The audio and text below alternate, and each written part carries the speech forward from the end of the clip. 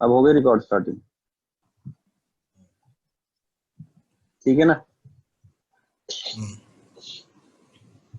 तो सर पहला डिस्कशन हमारा X2 हैंडओवर का है। तो X2 हैंडओवर क्या होता है, दो इनोड बीज के बीच में होता है, और S1 क्लियर हैंडओवर नहीं आ रही,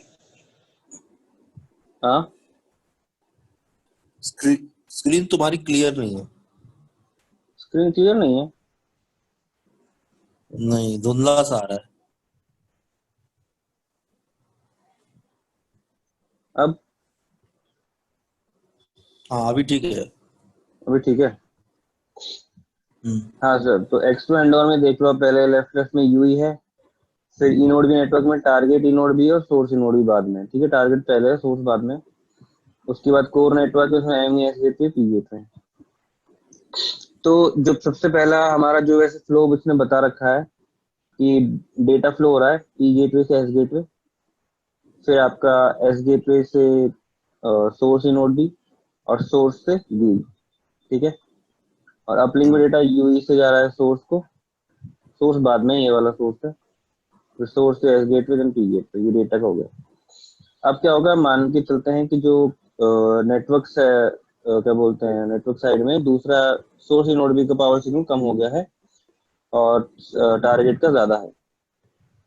तो उससे पहले क्या होता है कि network sets the measurement threshold for sending measurement report. तो ये हमको पता है, आरआरसी मेजरमेंट कंट्रोल होता है, उसमें सारे मेजरमेंट की रिपोर्ट वगैरह कॉन्फ़िगरेशन सारा जाता है यूई के पास, और ये आरआरसी के थ्रू भेजता है इनोड भी यूई को।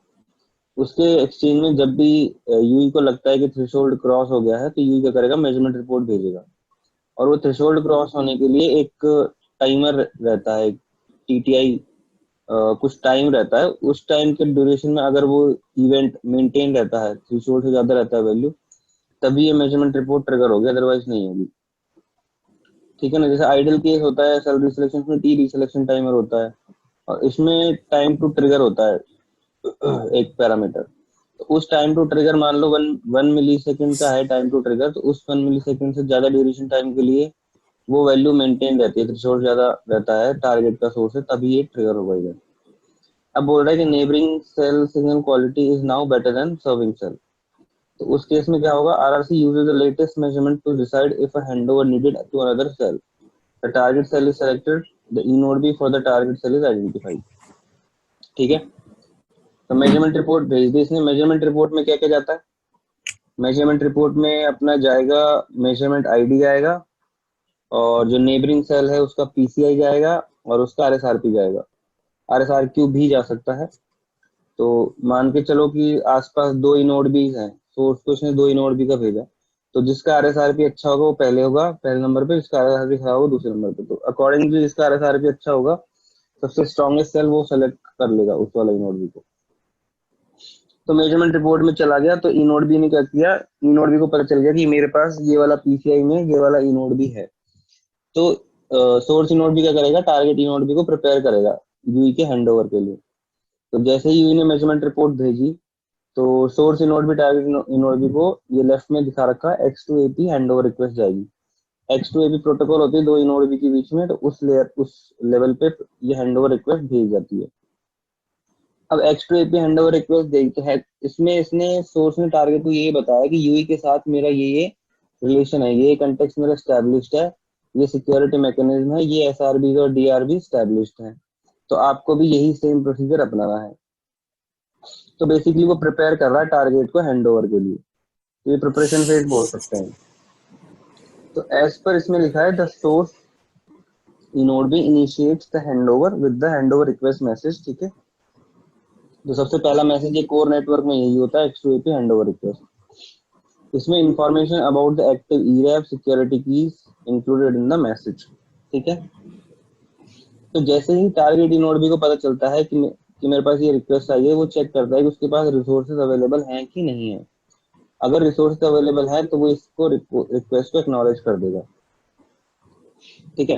अब जैसे क्या हुआ कि अब यहाँ से क्या हुआ, सोर्स इनोड भी और टारगेट, अब हमें पता है कि जो डेटा डेटा प्लेन है वो हमारा एस गेटवे से होते हुए जाता है, तो टारगेट इनोड भी को भी एस गेटवे से कनेक्ट होना पड़ेगा, ठीक है ना। सोर्स इनोड भी तो बाद में हट जाएगा। तो सोर्स इनोड भी ने यहाँ से क्या भेजा इसको, SGWTEID, ठीक है ना, ताकि एस गेटवे से कनेक्ट हो सके टारगेट।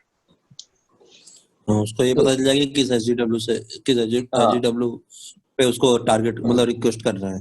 हाँ, तो जैसे ही इसको एस गेटवे टीआईडी पता चली, तुरंत इसने क्या किया, S TID uplink S one bearer establishment कर लिया अपलिंक में।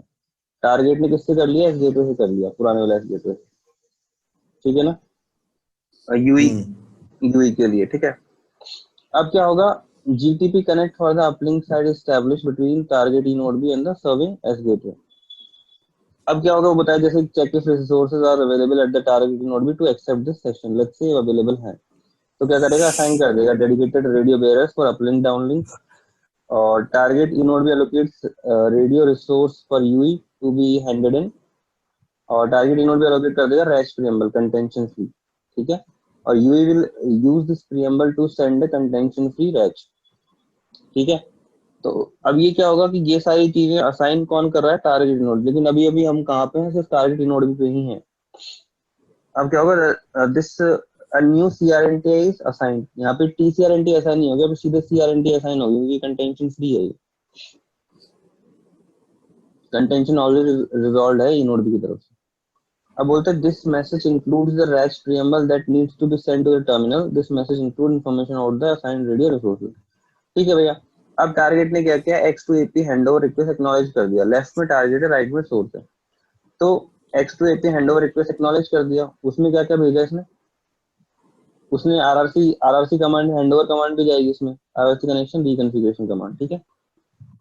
उस कमांड में क्या क्या होगा, उसमें रैच की इन्फॉर्मेशन होगी, उसमें डीआरबी क्या क्या साइन हुआ है उसकी इन्फॉर्मेशन होगी, उसमें सीआरएनटीआई होगी, तो ये सारी इन्फॉर्मेशन हमें क्या करना है, यूई को फॉरवर्ड करनी है, लेकिन जाएंगे कैसे, सोर्स के थ्रू। तो पहले इसने सोर्स को X two AP handover request acknowledge किया, फिर सोर्स आगे आरआरसी हैंडओवर कमांड भेजेगा, ठीक है। तो इस मैसेज में क्या क्या भेजा है इसने,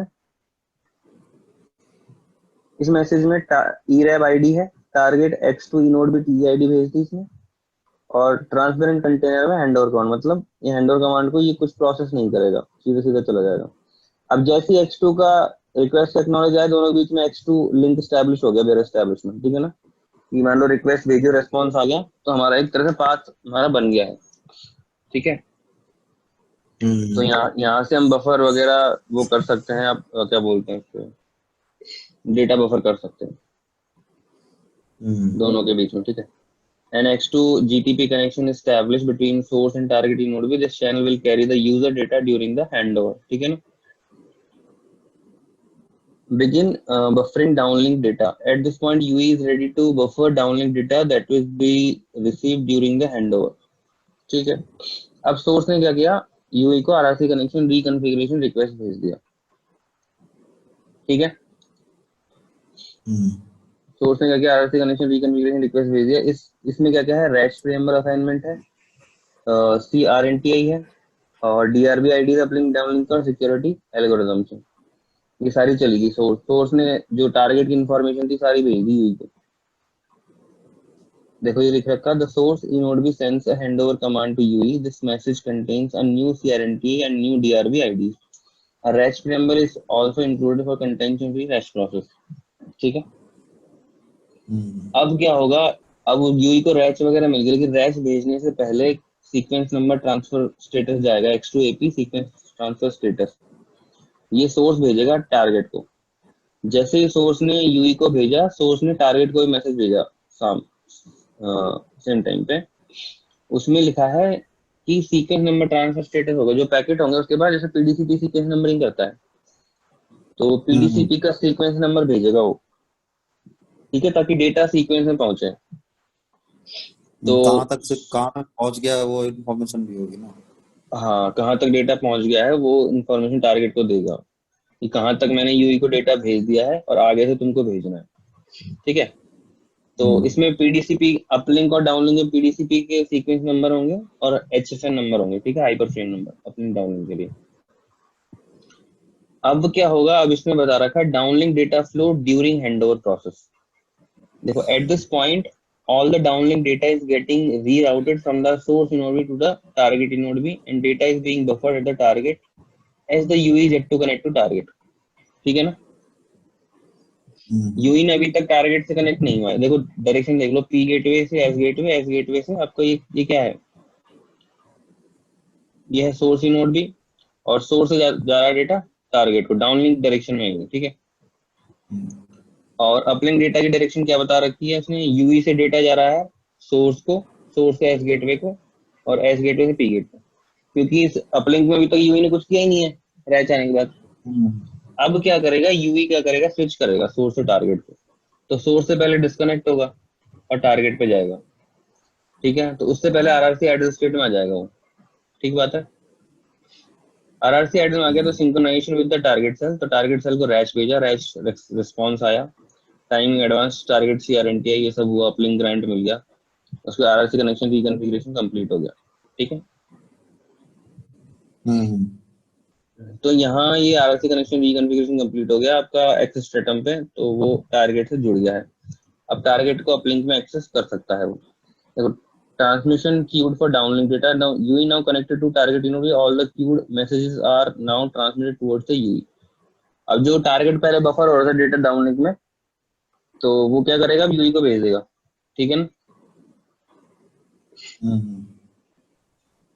अब क्या रहा है, downlink data flow during handover execution, ये देख लो, during handover execution the data being routed from S gateway to the UE via the source and target node. Uplink data flow during handover execution, uplink data में, तो uplink तो क्या हो रहा है, टारगेट के थ्रू ही हो रहा है, ठीक है ना, क्योंकि टारगेट से कनेक्ट हो गया। लेकिन डाउनलिंक में क्या डेटा आ रहा है, वो सोर्स के थ्रू आ रहा है यूई के पास। आई बात समझ में, मतलब देखो ये क्या है, टारगेट है, ये क्या है, सोर्स है। तो सोर्स अभी भी टारगेट आपस में कनेक्टेड है ना, और तो मतलब एक्स्ट्रा लिंक हो गया ना सोर्स का। अपलिंक में तो वो हट गया, अपलिंक में तो यूने डिस्कनेक्ट कर लिया, लेकिन डाउनलिंक में तो सोर्स कनेक्टेड है, तो सोर्स को हटाना पड़ेगा। तो सोर्स को हटाने के लिए भाई क्या करेगा, टारगेट ने एमएमयू को रिक्वेस्ट भेजी, S1 AP path switch request, भैया डेटा के लिए आप पाथ स्विच रिक्वेस्ट होनी चाहिए। एस गेटवे को बोलो आप कि जो डेटा है, वो डाउनलिंक में जो डेटा आप मेरे को भेज रहे हो, सोर्स को हटा दो वहां से।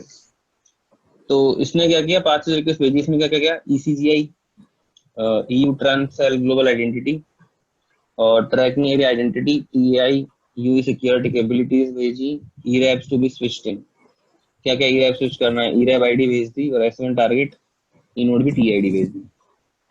अब इसने क्या किया, एमएमई ने एस गेटवे को मॉडिफाई बेयर रिक्वेस्ट भेजी, मॉडिफाई बेयर रिक्वेस्ट भेजी, फिर उसमें क्या हुआ, मॉडिफाई बेयर रेस्पॉन्स आया। अब बीच में किसी इंटरव्यू में क्वेश्चन पूछा गया था जिसका आंसर मुझे नहीं आया था, मैं कंफ्यूज हो गया। उसने बोला था कि जब हमारा एस गेटवे और पी गेटवे चेंज, मतलब पी गेटवे तो हमारा चेंज नहीं हो रहा, ठीक है ना, तो पी गेटवे को रिक्वेस्ट क्यों जा रही है मॉडिफाई बेयर रिक्वेस्ट, सिर्फ एस गेटवे को ही जानी चाहिए, और एस गेटवे से ही मॉडिफाई बेयर रेस्पॉन्स आ जाना चाहिए, क्योंकि पाथ स्विच करना है वो एस गेटवे से करना है। भाई पी गेटवे तो कॉमन है ना, पी गेटवे कोई रोल ही नहीं है पे, तो तुम पी गेटवे को क्यों भेज रहे हो मॉडिफाई बेयर रिक्वेस्ट, ये सवाल था। इसमें ऐसा कुछ लिखा नहीं है क्यों भेज रहे हैं, क्या भेज रहे हैं, पर ठीक है। तो S1 पांच रिक्वेस्ट भेजी, मॉडिफाइड बेयर रिक्वेस्ट रिस्पॉन्स आ गया, और उसके बाद क्या होगा,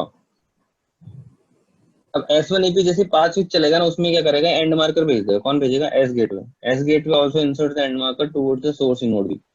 this marker will be used to sequence the data received from the source node and new data received from the target node. तो यूई के पास जो डेटा आ रहा है ना सोर्स और टारगेट से, उसको सीक्वेंस नंबरिंग में काम आएगा, ताकि डेटा रिडंडेंसी ना हो जाए, सेम पैकेट रिसीव ना हो जाए फालतू में पैकेट लॉस, और कहीं मतलब कुछ पैकेट लॉस ना हो जाए, ठीक है। तो यहीं पे एंड मार्कर भेज देगा एस गेटवे एंड मार्कर किसको भेजेगा, सोर्स को भेजेगा, और सोर्स किसको भेजेगा, सोर्स किसी को नहीं भेजेगा, सोर्स बस उसको काम में लेगा, ये भेजेगा सोर्स। ये कौन है, एस गेटवे ये वाला एंड मार्कर से सोर्स को भेजा, और सोर्स ने क्या कर दिया, टारगेट को बता दिया कि एंड मार्कर है यहाँ तक मेरे पास, ठीक है। तुम्हारा डेटा जो चल रहा था खत्म हो। हाँ, यहीं तक का डेटा मेरे पास है, उसके बाद से तुम भेजोगे, और उसके बाद S1 path switch acknowledgement message आ जाएगा एमएमई से टारगेट को कि भैया तुम्हारा पाथ स्विच हो गया है। अब सोर्स नहीं आएगा बीच में, MME response back to signal completion of the path switch, ठीक है। अब क्या करेगा, टारगेट इनोड भी सोर्स को बोलेगा भैया आप रास्ते में सट गए, आप एक काम करो, स्विच कंटेक्स्ट रिलीज कर दो यूई का, तो यूई का कंटेक्स्ट रिलीज कर देगा कौन, सोर्स इनोड भी। इस तरह से डिलीट यूई कंटेक्स्ट हो जाएगा और हैंडओवर सक्सेसफुल हो जाएगा। ये है प्रोसेस हैंडओवर का।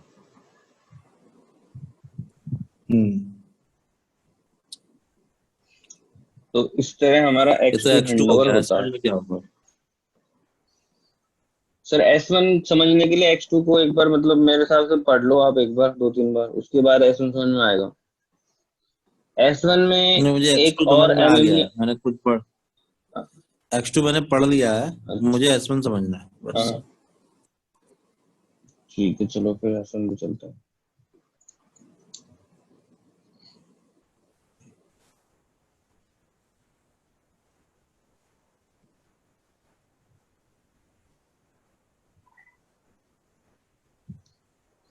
तो ये हमने ओपन कर लिया S1 हैंडओवर, ठीक है।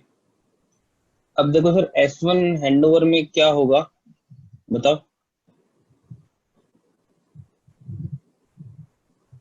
क्या होगा क्या? यूई इज हर चीज के हैंडेड लिए ओवर एमएमई को यूजिंग इन्वॉल्व एस। करेगा। हाँ, उसमें क्या होगा, हमारे सोर्स और टारगेट इनोड भी हैं, उनके बीच में X2 लिंक अवेलेबल नहीं है। अगर X2 लिंक अवेलेबल नहीं है तो क्या करेगा वो, सोर्स इनोड भी डायरेक्ट तो बात कर नहीं सकता टारगेट से, तो एमएमई मीडिएटर बनेगा इस केस में। वो हर चीज के लिए एमएमई को बोलेगा भैया मेरे लिए ये कर दो, मेरे लिए वो कर दो, ठीक है। तो X2 हैंडओवर का सिंपल फ्लो था, उसमें बस एमएमई इंक्लूड हो गया। जैसे देखो वही X2, तो पहला मैसेज इसमें जाता है सोर्स, आपका इनोड भी है, ये एमएमई को मैसेज भेजता है, क्योंकि सोर्स पहले तो सोर्स ने टारगेट को भेजा सीधा X2 AP handover request.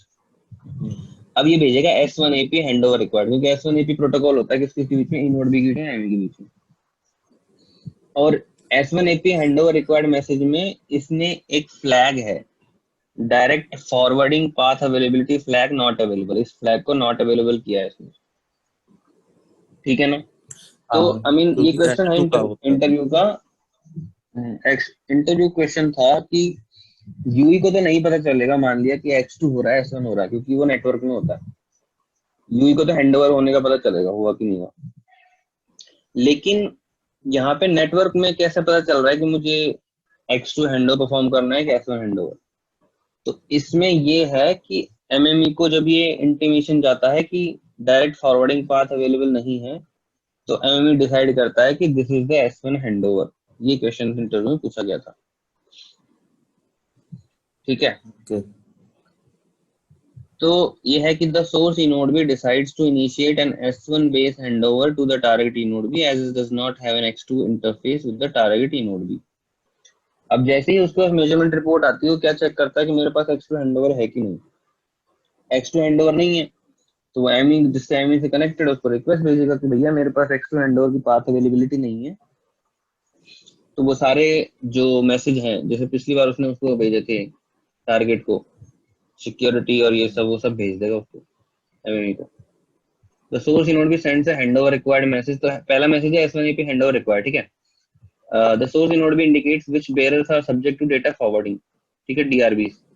The X2 interface is not available. Direct forwarding is not an option. The data will need to be tunneled via the S gateway. ठीक है. The target TI is sent to MME to facilitate the selection of a suitable target MME. ऐसा भी हो सकता है। Trekking area target का trekking area ID भेज दिया, अगर एमई डायरेक्ट कांटेक्ट नहीं कर सकता, जिस एमई की तरफ से कांटेक्ट है उसे कांटेक्ट करना पड़ेगा फिर, ठीक है ना। लेकिन यहाँ पे सिंस एमई रीच कर पा रहा टारगेट को, तो उसको जरूरत नहीं है दूसरे एमई कांटेक्ट करने का, वरना अगर एमएमई के पास भी वो भेजेगा तो फिर रीलोकेशन रिक्वेस्ट जाएगी अलग ही। अभी फिलहाल यहाँ पे देख लेते हैं। तो इसने S1 AP हैंडओवर उसने रिक्वायर्ड भेजी, टारगेट ने सॉरी सोर्स ने क्या भेजा, S1 AP हैंडओवर रिक्वायर्ड, और एमएमई ने क्या भेजा, S1 AP handover request message target को भेजी एमएमई ने, ठीक है, S1 AP प्रोटोकॉल पे। इसमें वही सब बता दिया इसने, EP is bearer to setup, AMBR, S1 AP cause क्या है, और handover restriction list, assistant data, ये सब है। तो ये सब आप ओपन कर लेना, ये उस पे वेबसाइट पे ओपन हो जाएगा पूरा बड़ा बड़ा, मतलब इसके अंदर मैसेज के अंदर क्या क्या है। So the enemy sends handover request message to the target inode B. The message creates the UE context in the target inode B. ठीक है, including information about the bearer security context for each EPS bearer, the bearers to set up, including as gateway address and uplink TID for user plane and EPS bearer QoS. ये सब जाएगा उसको। क्या क्या क्या कि EPS bearer के लिए क्या क्या हमको bearer सेटअप करना है, ठीक है, एस गेटवे का एड्रेस क्या है सर्विंग का, और टीआईडी क्या रहेगी अपने यूजर प्लेन के लिए, और उनकी क्यूओएस क्या रहेगी। बोले if the direct forwarding flag indicates unavailability of direct forwarding, the enemy knows that there is no indirect data forwarding connectivity between source and target to क्या लिखा, source and target, the bearers to set up shall include the data forwarding not possible, indicate for each bearer handover restriction and available।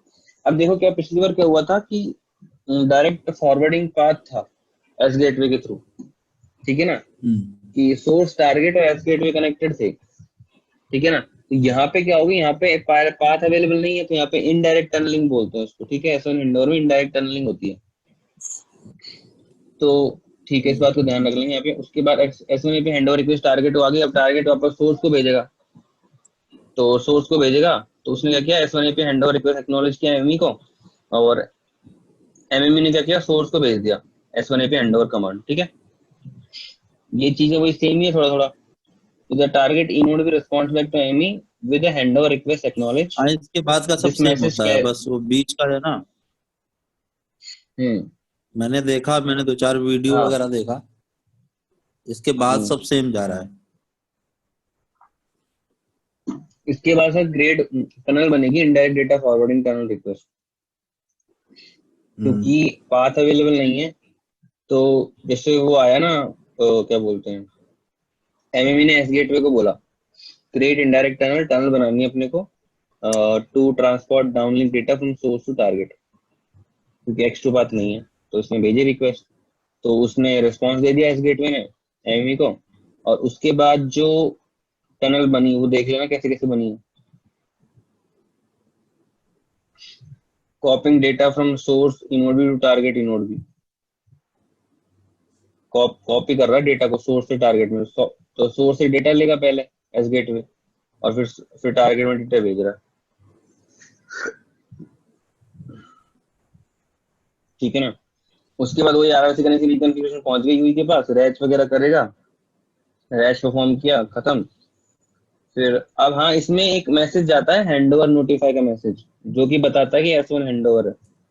तो ये रहा वो message. तो बोला log में तुमने क्या चेक किया, हैंडओवर सक्सेसफुल है, तो बोला S1 हैंडओवर नोटिफाई मैसेज जाता है, वो तुम्हारा मैसेज जाता है टारगेट से एमई को। तो वो नेटवर्क साइड में चेक करते हैं अपन, तो वो आप बता सकते हो कि भाई हमको नेटवर्क साइड में हमने ये चेक कर लिया कि उसने एपी हैंडओवर नोटिफाई चला गया, तो हमारा हैंडओवर सक्सेसफुल है। ये भी इंटरव्यू क्वेश्चन है।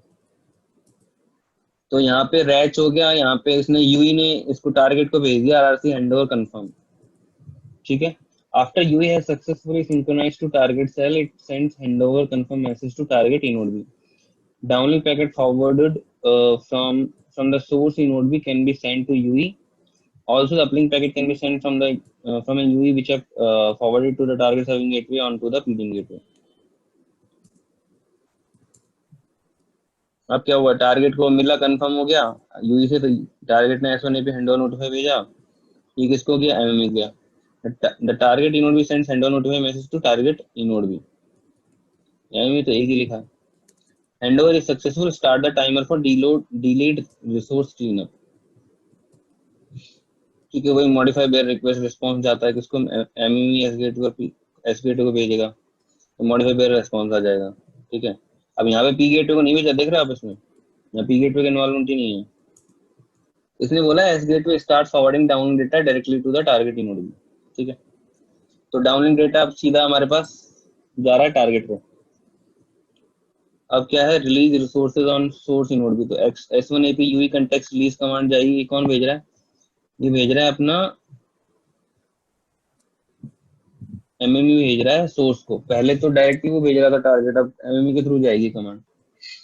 और ये कंटेक्स्ट रिलीज हो जाएगा और उसके बाद ये डिलीट करेगा indirect data forward turn request को एमईएस गेटवे, वो डिलीट होगी बस, फिर हैंडओवर सक्सेसफुल हो जाएगा। तो ये प्रोसीजर है थोड़ा थोड़ा चेंज होके, एक तो पहला एमई के थ्रू कांटेक्ट होगा, दूसरा इनडायरेक्ट टनलिंग बनेगी और हैंडओवर नोटिफाई मैसेज जाएगा और कंटेक्स्ट लीज भी एमई के थ्रू होगा। सारा काम एमई के थ्रू होगा जो डायरेक्ट वो लोग कर रहे थे आपस में। इसमें तो ये इसका थोड़ा सार डिले है। भी होगा ना? हाँ इसमें डिले होगा, तो वो डिले कितना होगा वो चेक करना पड़ेगा, ऐसा तो आइडिया है नहीं।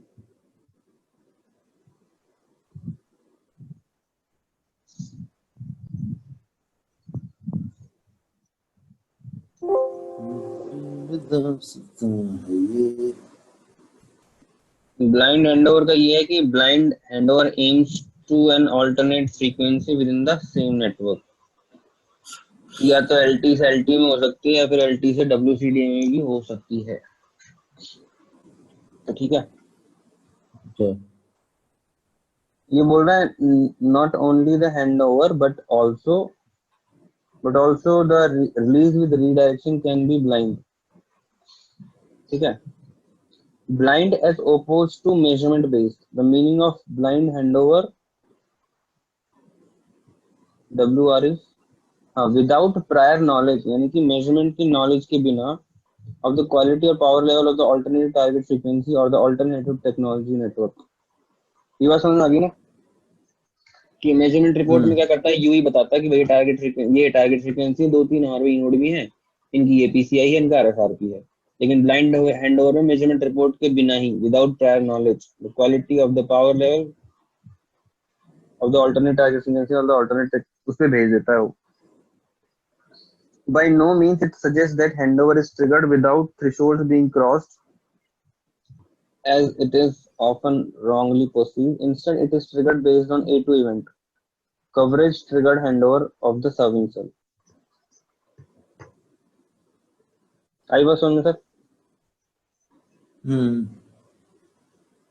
इसने बोला बाय नो मीन्स, किसी भी तरह से ये प्रूव नहीं करता है कि handover is triggered without threshold being cross, क्योंकि थ्रेशोल्ड क्रॉस हुआ नहीं और हमने हैंडओवर कर दिया, ऐसा नहीं है। ये A2 इवेंट के बेस पर, A2 इवेंट क्या बोलता है कि थ्रेशोल्ड क्रॉस हुआ है। The term blind refers to the fact that alternative frequency rate will be selected and enforced without any measurement onto the prior to the decision. No A5 B2 events will be configured on the UE for the alternative frequency or rate। ये important बात है यहाँ पे कि हमें A5 और B2 event जो चाहिए होते हैं वो कॉन्फ़िगर होंगे ही नहीं ब्लाइंड में। ब्लाइंड हैंडओवर बहुत तेज होगा और उसमें ये नहीं, सब नहीं होगा। The blind handover is a risk that we take since we don't know the radio characteristics of the target rate frequency we are moving to. Therefore, it is recommended to be configured only for alternate frequency where we have sufficient overlap between the source and target cell। क्या बोला है कि blind handover एक risk है that we take since we don't know the radio, क्योंकि हमें उसके characteristics पता ही नहीं है rate या frequency जिस पे हमें जाना है, we are moving। Therefore, it is recommended to be configured only for alternative frequencies where we have sufficient overlap between the source and target cell। इसलिए इसको वही कॉन्फ़िगर किया जाता है ब्लाइंड हैंडओवर को ऑल्टरनेटिव फ्रीक्वेंसीज में जहां पे हमारे पास सफिशिएंट ओवरलैप हो, मतलब कि शायद हो सकता है हमें मेजरमेंट करने की जरूरत भी ना पड़े।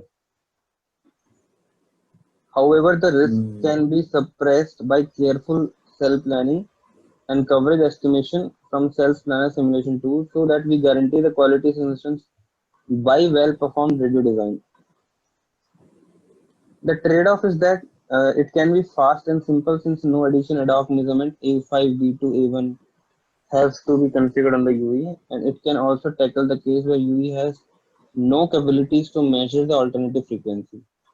अब ये इंपॉर्टेंट बात है, ये क्वेश्चन पूछ लिया कि यूई, मान लो यूई के पास कैपेबिलिटी नहीं है अल्टरनेटिव फ्रीक्वेंसी मेजर करने के लिए, तो क्या हैंडओवर होगा? बोले हैंडओवर होगा, ब्लाइंड हैंडओवर होगा। In LT, in a case when UE with at least one voice bearer with blind handover is not an option, despite the low coverage, it is preferable for UE to stick to the ordinary frequency। अभी LTE case बताया इसने कि for LTE case of UE there at least one voice bearer the blind handover is not an option. ठीक है,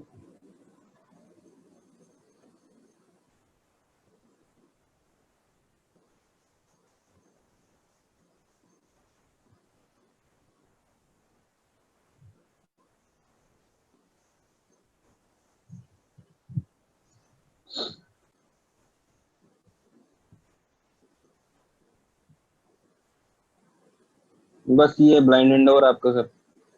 इसका link मैं आपको post कर देता हूँ चैट पे। हम्म।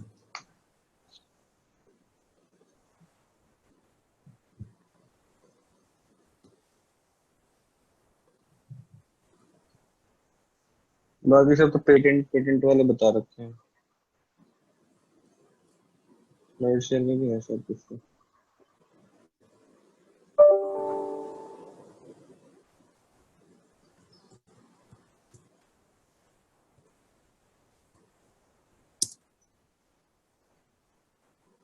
नहीं है अब।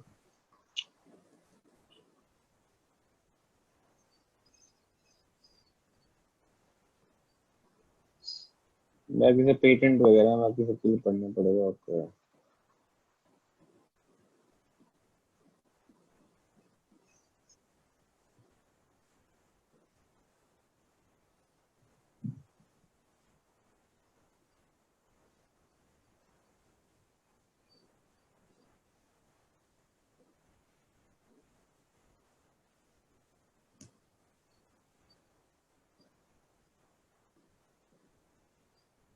मेरा फिसल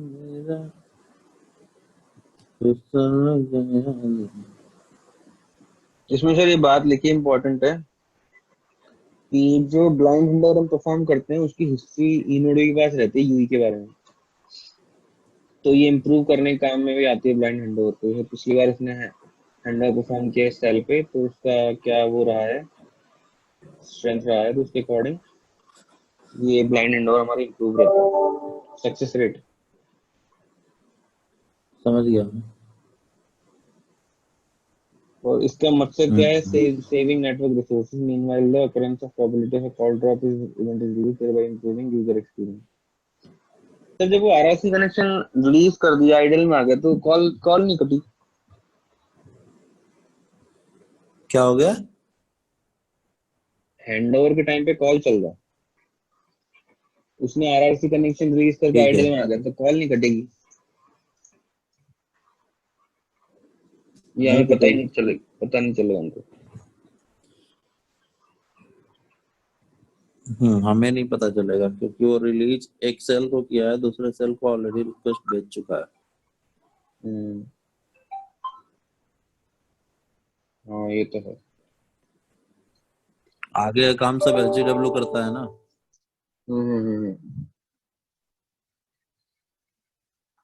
और वो क्वेश्चन नहीं पढ़। ये तो क्वेश्चन था, तुम्हें बताया नहीं ना मैंने, ये क्वेश्चन मुझसे पूछा था उसने, केडीडीआई हम्म, वाले पगले ने। हम्म, ठीक ठीक ठीक ठीक।